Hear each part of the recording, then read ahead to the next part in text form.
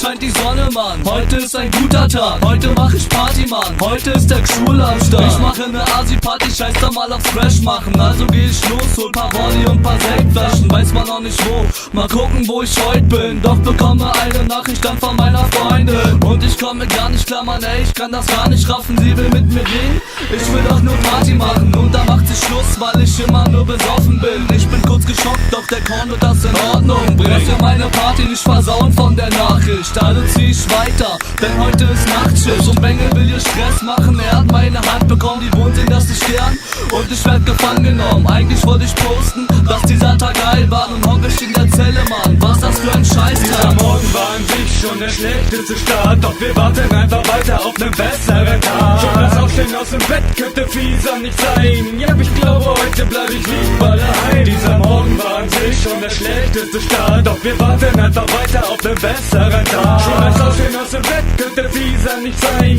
Ja, ich glaube, heute bleib ich lieber daheim.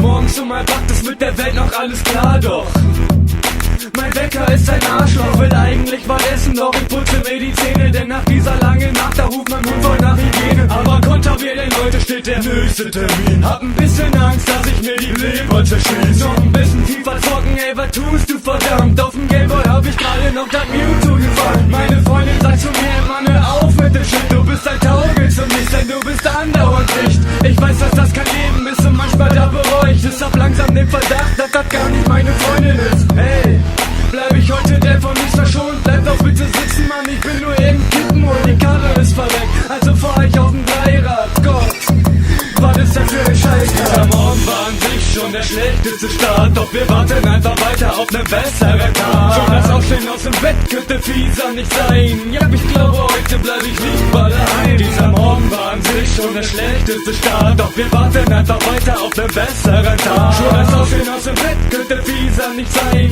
Ja, ich glaube,